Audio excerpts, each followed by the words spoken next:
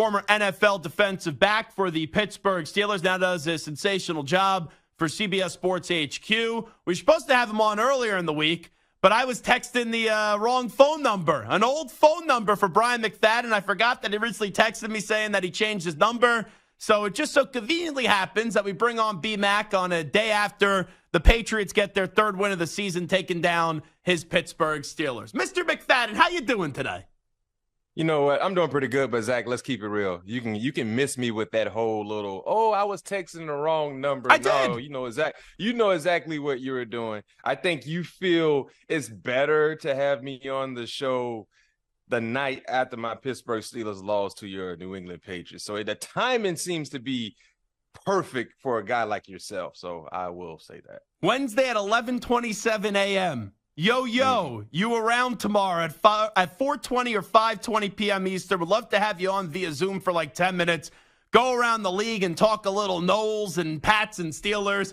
And then I'm like, oh, man, my guy Bryant McFadden, who I had a steak dinner with after he lost a bet to me and he paid up.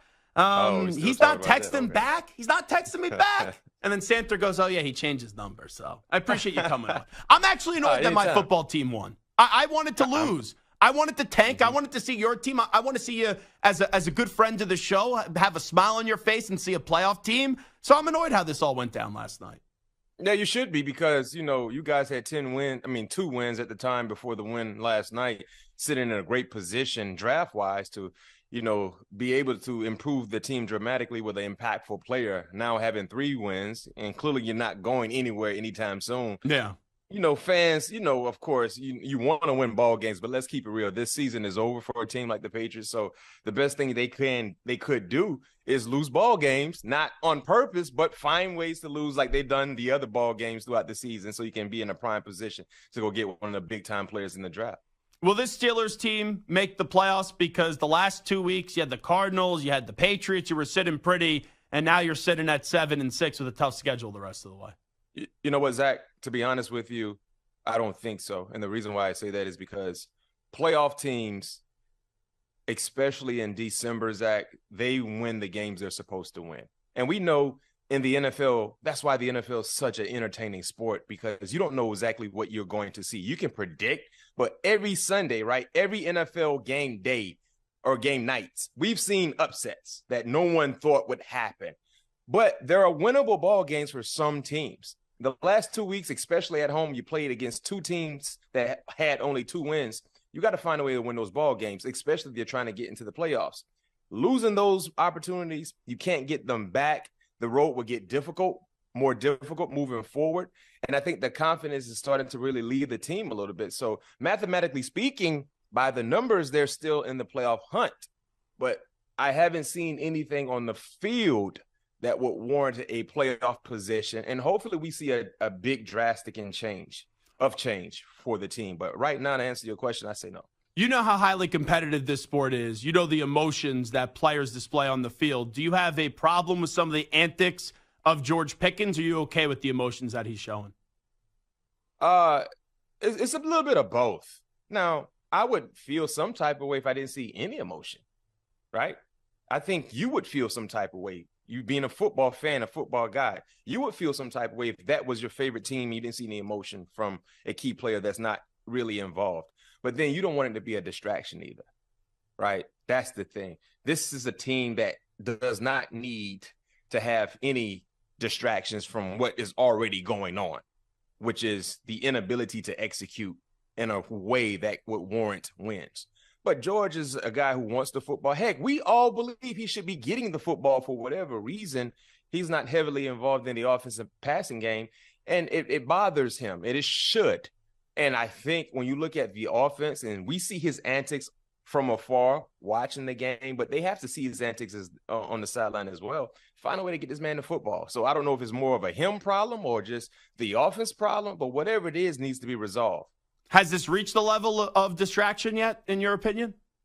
No, not with him. I think the level of distraction is just the bad executions. Okay. Bad execution that we're seeing. That's the distraction. That's what we're talking about. We've been talking about the Pittsburgh Steelers, even when they win ball games, how bad the offense has been, how bad they've looked. That's the biggest distraction, because some of the antics that we might harp on here or there, Zach, It's not a big deal if you're winning ball games. If you think about this, let's say George Pickens wasn't involved in the ball game at all, like how he was last night. But if they won, is it a big deal?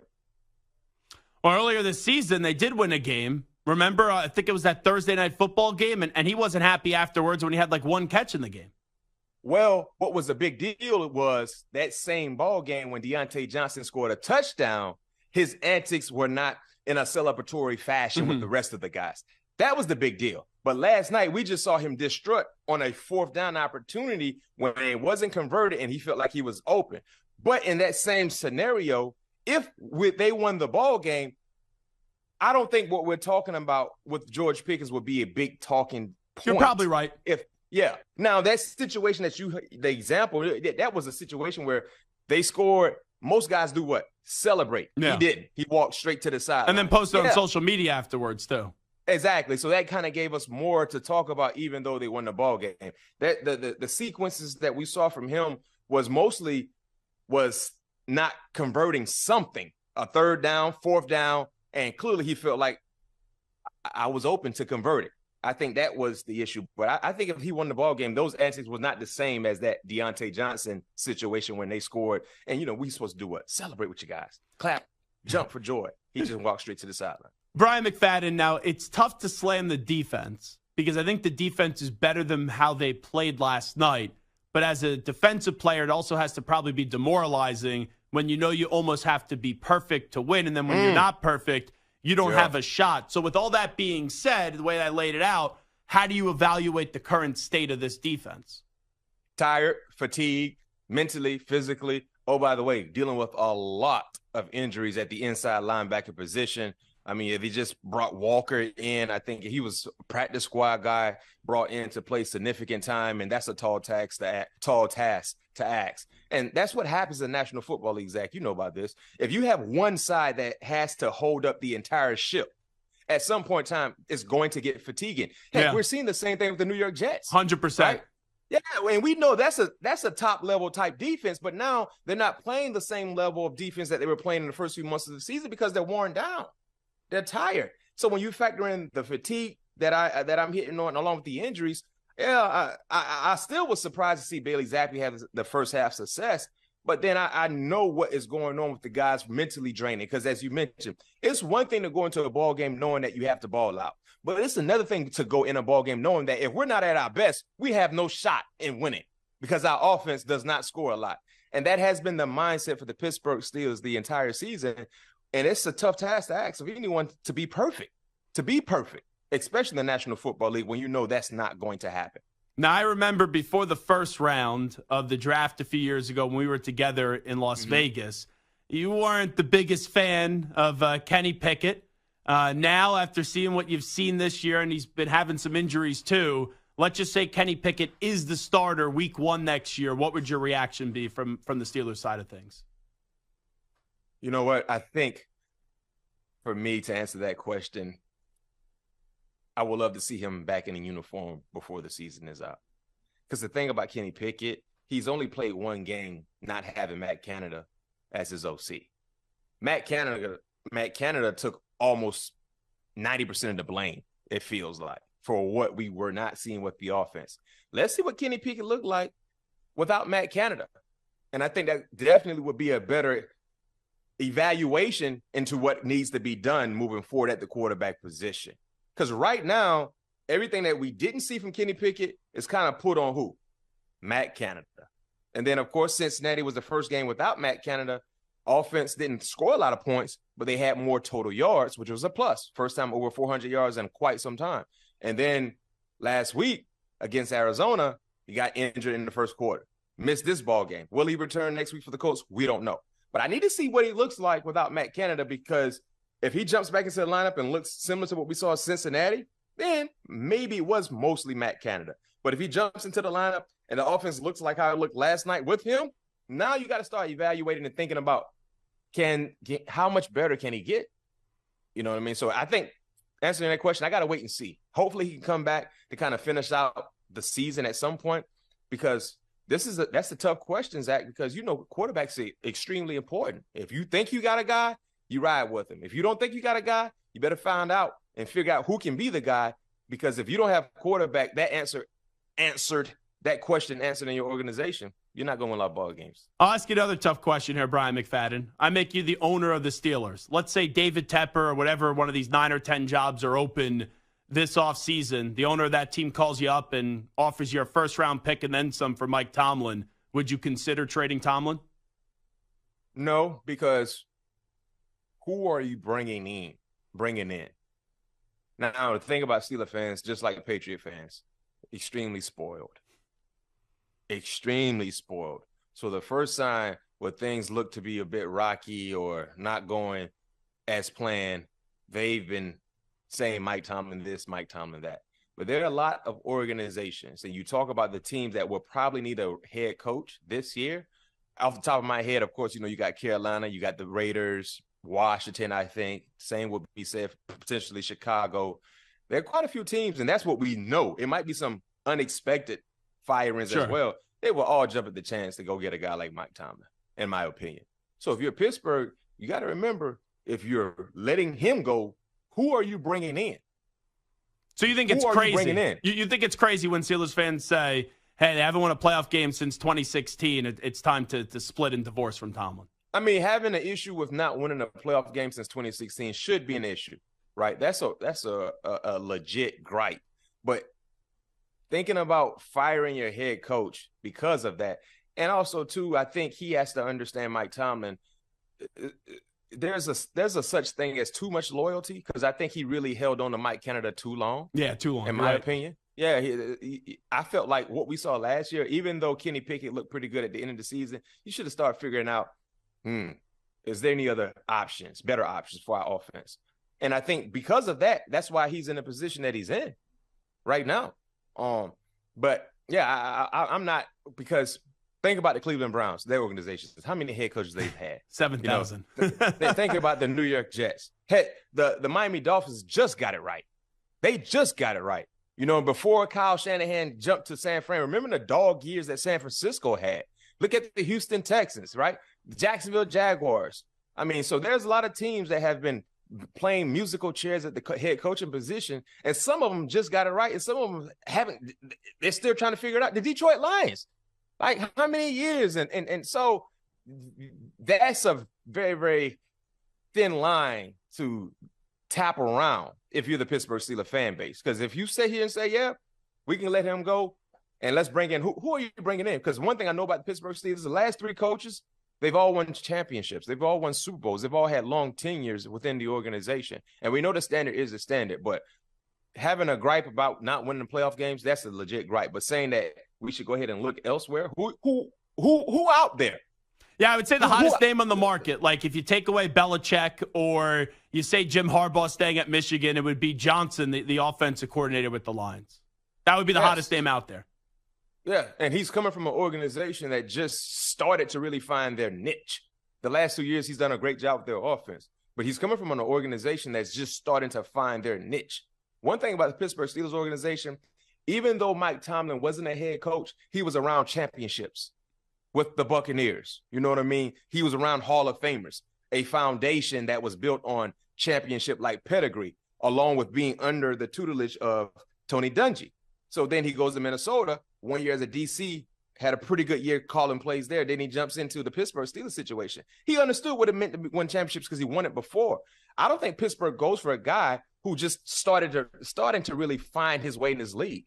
That's not what that organization do when you talk about the tradition and the prestige. So I don't agree with the whole, what about who's next, or what would you do without Mike Tomlin? Because I think he's still a good coach. I think the loyalty is probably his biggest issue to some of his coaches on his staff. Yeah, by the way, I just feel really bad for you, because even with a 2-win Patriot team at the time, the Patriots continue to be the Steelers' daddy. And then also you have to deal with your Seminoles getting left out of the college football playoff. I hate to bring this up because it's at the end of the week and you're probably trying to move on, but how'd you react to your alma mater being held out of the CFP? Yo, Zach, I reacted the same way you probably reacted, and you didn't go to Florida State. And I don't know how you reacted because we haven't talked about this, but I know the integrity in which you watch and how you watch football. I think they got screwed, but I also think the committee got it right, if that makes sense. I feel like, yes, they got screwed. And how do we know the committee got it right? That's my thing, because I've been playing football my entire life. You don't know what's right until you actually see the game is played, right? So that's my thing, is about what they think should be done is what they done. That's what they did. But we don't know if they got it right. We don't know that until we actually see. For me personally, Nick Foles won a Super Bowl as a backup quarterback for the Philadelphia Eagles. And the reason why he won that Super Bowl is for a few reasons. Number one, they had great coaching. Number two, they had dudes on both sides of the football. Yeah, absolutely. And it wasn't just Foles who got in there. They lost Peters, they lost the middle linebacker, and then also a great special teams player. Yes, but that team was deep. The depth they had on both sides of the football really surfaced, especially in postseason play. For us, we had dudes on this team. We have a lot of pro prospects on this team.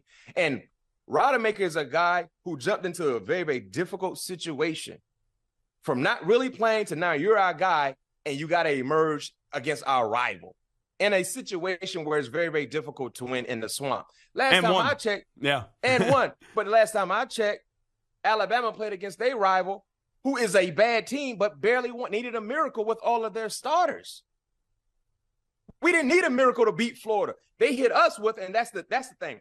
I understand what the committee is saying. As you mentioned, they felt like they got it right. Okay, cool. But don't knock the way we won, but then don't address the way another team won in the Alabama Crimson Tide. Well, they struggled with Florida and barely put up these points. Oh, by the way, Florida and Alabama, they're in the same neighborhood as bad teams. Well, heck, Auburn had a uglier loss than Florida, losing to New Mexico State, who was a 5-point underdog. They beat them by 20 points or so at Auburn. So that's my issue. That's what really bothers me, is that you sit here and say Florida, you struggled against Florida, offense didn't look good. Oh, by the way, Zach, they covered the spread also. I know you had them. Florida State still covered the spread against Florida, but for the committee, well, you didn't look good, but then you don't bring up the miracle that was needed for Auburn. Yeah. Right? That's and then fair point. Championship weekend, well, you struggled against Louisville. Okay, your offense didn't do a lot against Louisville. Defense What did Michigan offense do? Nothing. We actually had more total yards offensively than the Wolverines. So you're knocking Florida State for winning in a certain type of way with their defense, but you're not saying anything for Michigan winning the same way we won with their defense. Oh, by the way, our offense actually had a better day, and they had all of their starters. That's my thing. That's what bothers me with Florida State and the committee and how they viewed the committee, because the same negatives they're throwing at Florida State for those two games without Jordan Travis, they're not saying anything in regards to Michigan or Alabama and how they won their final ball games, the Iron Bowl and then the Big Ten championship. So that's my issue, and it sucks for the players because these guys went hard. They went hard. And my thing is this, though. I know we got to go. Yeah, I got to run. Yeah. For everyone that says they didn't have a shot, you don't know that. Yeah, you got to put the football down in the field and see how it is. B-Mac, love you as always. Appreciate you doing this. Thanks so much. Yes, sir.